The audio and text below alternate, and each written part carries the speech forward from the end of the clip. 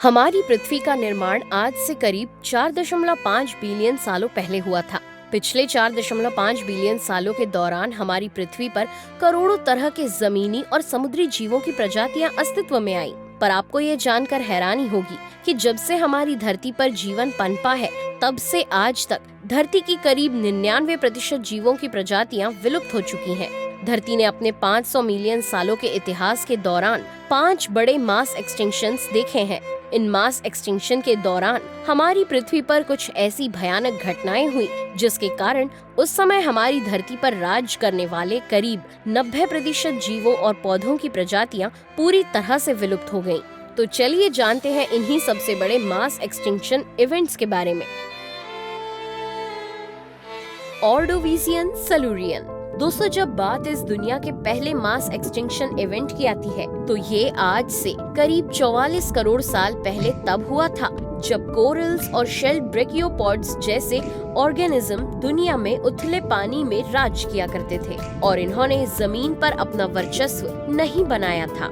ये एक ऐसा समय था जब करीब 3.7 बिलियन साल पहले एमर्ज हुई लाइफ ने धरती पर स्प्रेड और डाइवर्सिफाई होना शुरू किया था। लेकिन 44 करोड़ साल पहले अचानक हुए एक क्लाइमेट शिफ्ट ने सी टेम्परेचर्स को चेंज कर दिया, जिसके बाद महासागरों में मौजूद ज्यादातर जीव मौत की नींद सो गए। इतना हो जाने के बाद जैसे ही ऑर्डोविजियन पीरियड खत्म होने की कगार पर आया, तब पृथ्वी पर मौजूद साउदर्न सुपर कॉन्टिनेंट गोंडवाना मास ग्लेशियर के चलते पूरी तरह से ग्लेशियर्स से कवर अप हो गया, जिससे दुनिया भर में सी लेवल में गिरावट आई और देखते ही देखते बहुत सी स्पीशीज के हैबिटेट्स बदल गए। फूड चेन्स तबाह हो गई। इसको लेकर अलग अलग थ्योरीज दी जाती हैं। एक थ्योरी की माने तो ऐसा नॉर्थ अमेरिकन एप्लेचन माउंटेन्स के फॉर्मेशन की वजह से हुआ था, क्योंकि इन माउंटेन्स के फॉर्मेशन के बाद पृथ्वी का तापमान घटने लगा और आइस एज शुरू हो गया। जब ये आइस एज खत्म हुआ तो दोबारा से समुद्र का लेवल बढ़ने लगा, लेकिन ऑक्सीजन के लेवल में काफी कमी आ गई। इसके कारण जो जीव अब तक जीवित थे वो भी खत्म हो गए। हालांकि एक और थ्योरी ये कहती है कि शायद ये इवेंट सुपरनोवा की वजह से गामा रे बर्स्ट के चलते हुए थे, जिसने ओजोन लेयर में छेद कर दिया था, जिससे जानलेवा यूवी रेडिएशन धरती के वातावरण में घुस गई थी और उसने मरीन लाइफ को तबाह कर दिया था। इस मास एक्सटिंक्शन में समुद्रों में रहने वाले करीब 85% जीवों की प्रजातियों को पूरी तरह विलुप्त कर दिया था। Late Devonian extinction. करीब 35.5 करोड़ साल पहले हुआ लेट डिवोनियन एक्सटिंक्शन एक ऐसे पीरियड के दौरान हुआ था जिसे एज ऑफ फिश भी कहा जाता है।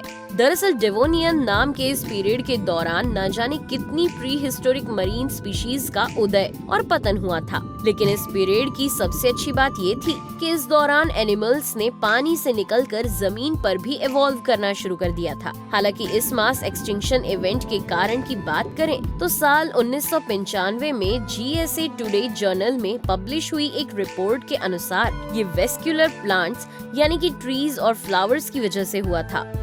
ऐसा माना जाता है कि जब उस दौरान पेड़ पौधे अस्तित्व में आए तो उन्होंने जमीन के अंदर तक अपनी जड़ों को फैला लिया। तब उन्होंने अनजाने में उस जमीन को ट्रांसफॉर्म कर दिया था जिस पर वो लगे हुए थे।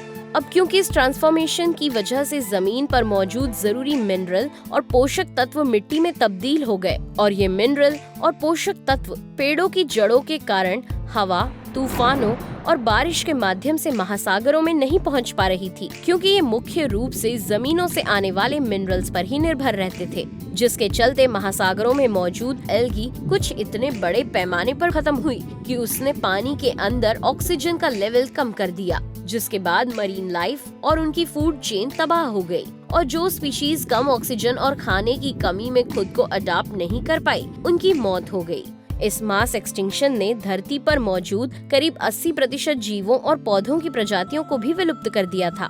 लेकिन जियोलॉजी नाम की जर्नल में पब्लिश हुई एक रिपोर्ट की माने तो इस सब के पीछे वोल्केनिक इरप्शंस का हाथ है, जिसने ऑक्सीजन लेवल को कम कर दिया था और मास लेवल पर स्पीशीज विलुप्त हो गई थी। इनमें सबसे खास थी 10 मीटर लंबाई वाली आर्मोर्ड फिश डंक्लियोस्टियास, जो उस समय महासागरों की सबसे खतरनाक शिकारियों में से एक मानी जाती थी। Permian Triassic extinction.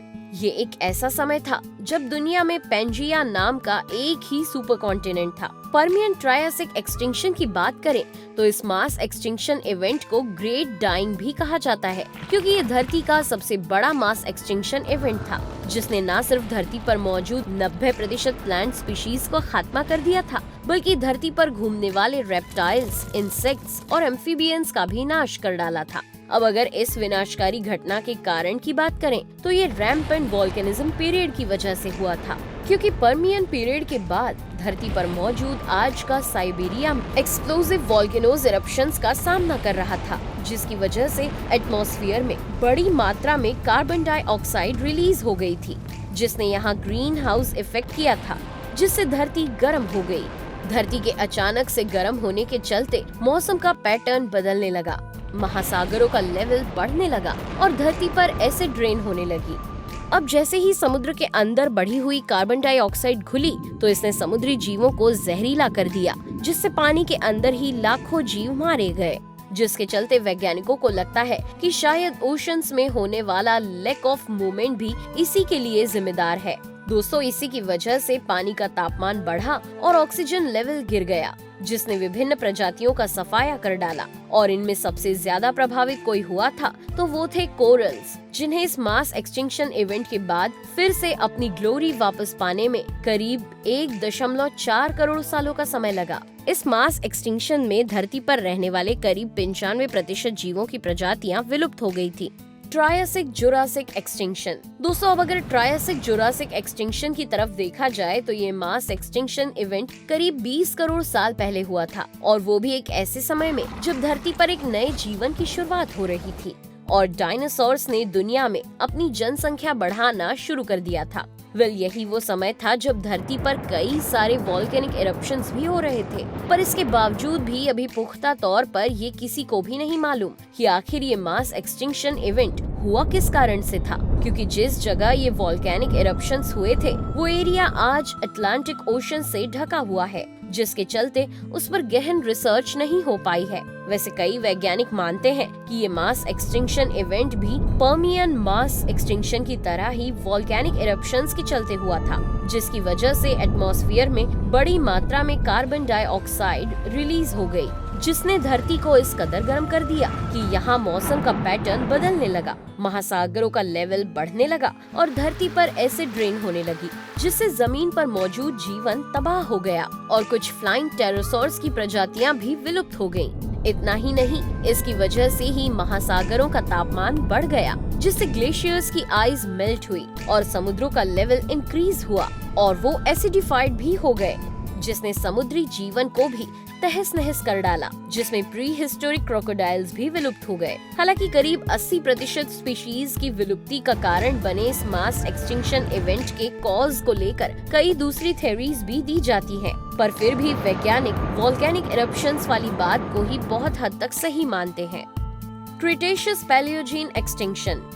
ये मास एक्सटिंक्शन इवेंट धरती पर हुआ सबसे ताज़ा मास एक्सटिंक्शन इवेंट है, क्योंकि इसे हुए अभी महज 6.5 करोड़ साल ही हुए हैं, जो ज्यादा तो है पर बाकी इवेंट्स की तुलना में काफी कम है। क्रिटेशियस पैलियोजीन एक्सटिंक्शन इवेंट को अब तक का सबसे फेमस मास एक्सटिंक्शन इवेंट माना जाता है, क्योंकि इसी इवेंट में धरती पर राज करने वाले डायनासोर्स विलुप्त हुए थे।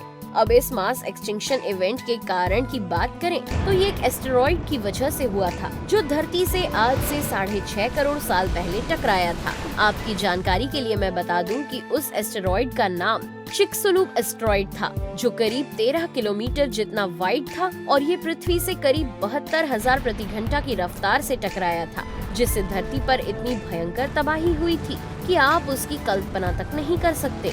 वैसे इस एस्टेरॉइड की टक्कर कितनी जोरदार रही होगी, इसका अंदाजा आप इसी चीज से लगा सकते हैं कि जब ये गल्फ ऑफ मेक्सिको में धरती से टकराया था, तब इसने वहाँ 19 किलोमीटर गहरा इम्पैक्ट क्रेटर बना डाला था। इस इम्पैक्ट के बाद पहले तो आसपास के एरिया में मौजूद डायनासोर्स तुरंत ही मर गए थे, पर जो इम्पैक्ट क्रेटर से काफी दूर थे उन्हें इसके आफ्टर इफेक्ट्स ने मार डाला, क्योंकि इसके चलते न सिर्फ दुनिया में सुनामी आई, बल्कि एटमॉस्फेयर में कार्बन डाइऑक्साइड की मात्रा भी बहुत ज्यादा बढ़ गई। इतना ही नहीं, इस एस्टेरॉइड की टक्कर के बाद धरती पर हर तरफ काला धुआं छा गया, जिससे सनलाइट ब्लॉक हो गई और इसने वेजिटेशन को तबाह कर दिया और देखते ही देखते सारे हर्बीवोर डायनासोर्स भूख के चलते मर गए और बढ़ती हीट ने बाकी के डायनासोर्स को भी मार डाला।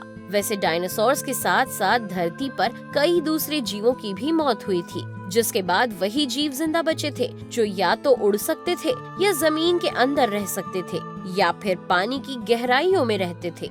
यही वजह है कि आज बर्ड्स की 10,000 से ज्यादा प्रजातियों को डायनासोर्स का डायरेक्ट डिसेंडेंट्स माना जाता है, क्योंकि ये एस्टेरॉइड इम्पैक्ट के बाद भी बच गई थी। तो दोस्तों, कैसा लगा आपको हमारा आज का ये वीडियो? कमेंट करके जरूर बताएं। पसंद आया हो तो लाइक करें और हमारे चैनल को सब्सक्राइब करें। और अगर आप हमारे चैनल पर नए हैं तो इस चैनल को सब्सक्राइब कर नोटिफिकेशन बेल को जरूर ऑन कर लें, ताकि आप हमारी किसी भी अपडेट को मिस न कर जाएं। मैं हूँ आपकी दोस्त नेहा आगरकर। फिर मिलेंगे अगले वीडियो में नए टॉपिक के साथ। तब तक के लिए हमें दे आ गया टाटा, बाय बाय।